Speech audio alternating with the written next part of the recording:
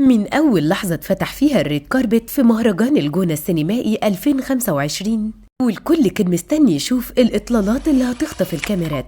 بس اللي حصل السنة دي كان فوق التوقعات. النجوم نزلوا بكل جرأة، وكل واحدة فيهم كان عندها هدف واضح: أنا اللي هكون الترند النهاردة. نبدأ بالموقف اللي قلب السوشيال ميديا كله، وهو للفنانة إلهام شاهين، واللي أثناء مرورها على السجادة الحمراء حصل موقف محرج جدا لما الهوا طير فستانها وكشف جزء من جسمها. وهنا بقى الكاميرات ما رحمتش، والمقطع انتشر في ثواني وبقى حديث الجمهور كله. البعض اعتبروا موقف عفوي، والبعض التاني قال إنها كانت لازم تكون حريصة أكتر من كده. لكن برضه في كل الأحوال الموقف خطف الأضواء من الكل. بعدها دخلت نيللي كريم بإطلالة ملوكية بمعنى الكلمة، واللي ظهرت بفستان فاخر من توقيع دار توني وورد قيمته وصلت لحوالي 1,094,000 جنيه. الفستان كان كله تطريز ولمعان يخليك مش عايز تبص لحد تاني. نيللي فعلا كانت أيقونة الرقي والبساطة في نفس الوقت، بس الفستان كان جريء حبتين.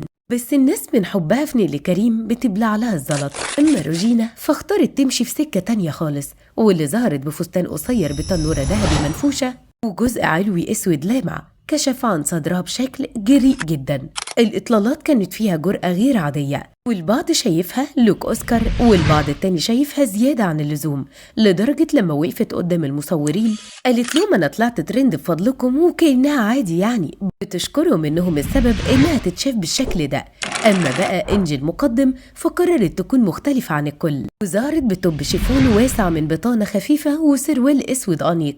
الناس قالت ستايل مودرن، والناس تانية قالت غريب جدا ومش مفهوم. بس برضه محدش يقدر ينكر إنها شدت الانتباه. والقنبلة بقى كانت الفنانة ناهد السباعي، اللي قررت تكسر كل القواعد وتظهر ببيجامة. والله حضرت اليوم الرابع من المهرجان ببيجامة أنيقة، وقالت إنها راحة وأناقة في نفس الوقت، وفعلا سرقت الأضواء من فساتين الملايين. مهرجان الجونة السنة دي ما كانش مجرد حدث فني، كان عرض أزياء مجنون ما بين الفخامة والغرابة وكمان الجرأة. في النهاية كل واحدة منهم قدرت تسيب بصمتها، سواء بالستايل أو بالموقف اللي قلب الدنيا.